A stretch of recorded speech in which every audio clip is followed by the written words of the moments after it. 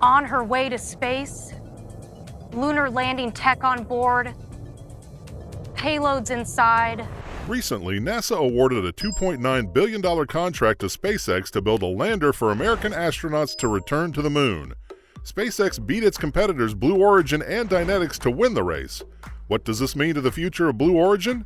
After a string of failures and defeats in the recent past, Blue Origin hardly has any success stories to boast of. Join me as I take you through why Blue Origin will be a complete failure. Number 5. The history of Blue. Blue Origin is a 20-year-old private space company that employs over 3,500 people. Its grandiose mission is to preserve the Earth by going to space to tap its unlimited resources and energy. However, for most of its 2 decades of existence, the activities with Blue Origin were shrouded in mystery. Moreover, Blue Origin has never launched a space vehicle into orbit or brought humans to suborbital space, though it may finally be close. And it regularly loses government and commercial contracts to SpaceX, run by Elon Musk, Bezos' putative rival in space and for the title of wealthiest person alive. Most recently, Blue Origin lost to SpaceX in the race to win a contract from NASA to build a lander for American astronauts. After NASA awarded the contract to SpaceX, the Blue filed a protest with the federal government's Accountability Office, objecting to NASA's decision to give $2.9 billion to SpaceX to return American astronauts to the moon. Irrespective of the consequences of this protest, one thing that Jeff, as the owner of Blue Origin, must acknowledge is that he failed to devote the necessary time to build the Origin as against the time he invested to make Amazon what it is today. Back in the 2000s, Bezos, consumed with Amazon, planned to spend only 1 day a week at his space startup and hoped it would return efficiently and semi-autonomously.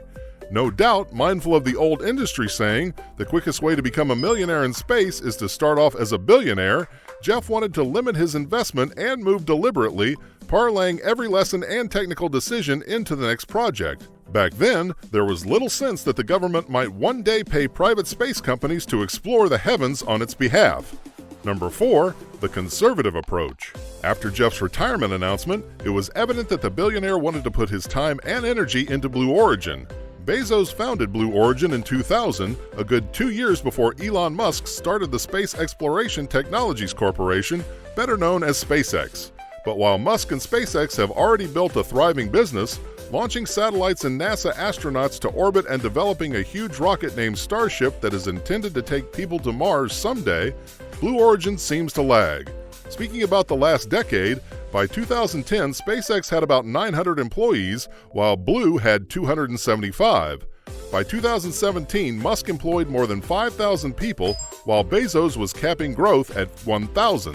SpaceX seemed to be the opposite of Blue Origin. It skipped suborbital space travel altogether and focused on building orbital rockets and winning contracts from the federal government and commercial satellite makers. That allowed it to devise ever more ambitious iterations of its Falcon 9 rocket and to capture the public's imagination. Blue was the conservative gambler at the poker table when an aggressive newcomer showed up and totally changed the dynamic.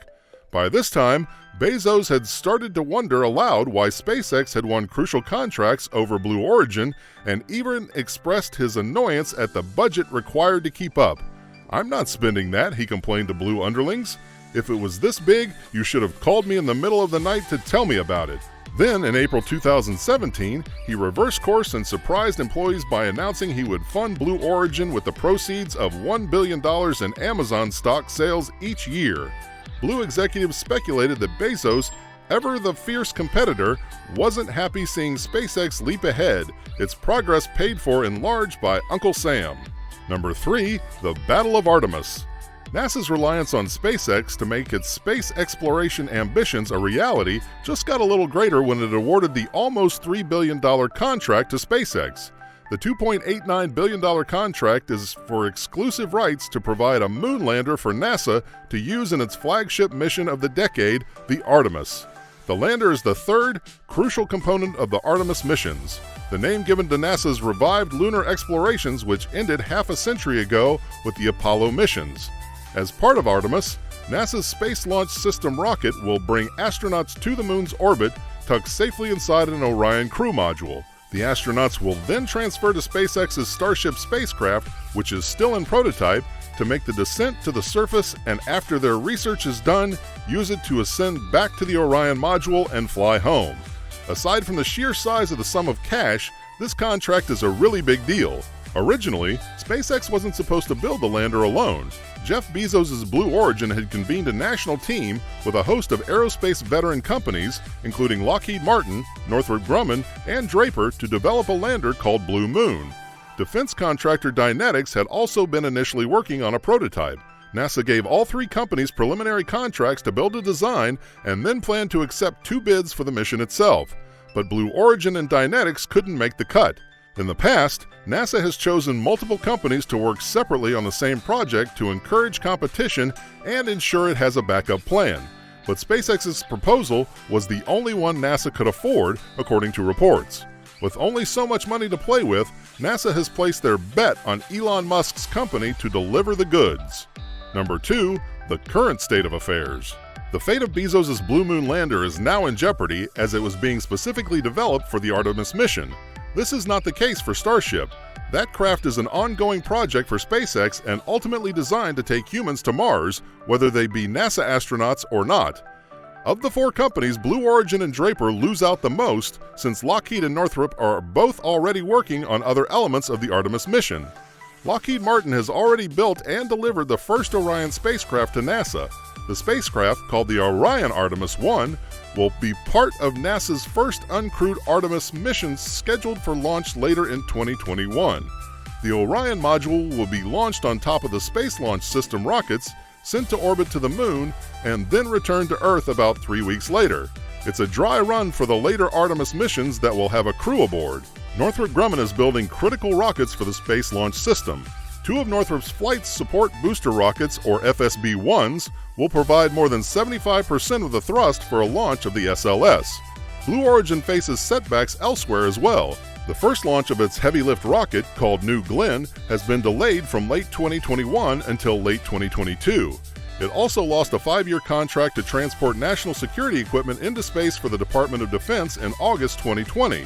The DoD instead selected SpaceX and the United Launch Alliance, which is a joint rocket venture from Lockheed Martin and Boeing.